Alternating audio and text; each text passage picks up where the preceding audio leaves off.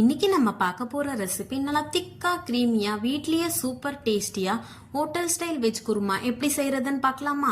அதுக்கு ஒரு மிக்சர் ஜார்ல ஒரு சின்ன துண்டு பட்டை, கிராம்பு, தனியா, இது கூடவே பொட்டுக்கடலை, கசகசா அண்ட் துருவன தேங்காவை ஆட் பண்ணிக்கோங்க.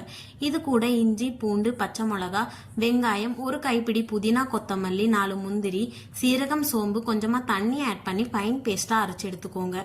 இப்போ ஒரு குக்கர்ல ஆயில் ஆட் பண்ணிட்டு சீரகம், நீளமா கட் பண்ண வெங்காயம், 2 கொத்து கருவேப்பிலையை சேர்த்து வதக்கி விட்டுக்கோங்க. வெங்காயம் வதங்கினது இது கூட பொடியா கட் பண்ண கேரட், பீன்ஸ், உருளைக்கிழங்கு அண்ட் இது கூட காலிஃபிளவர் கூட ஆட் பண்ணிக்கலாம்.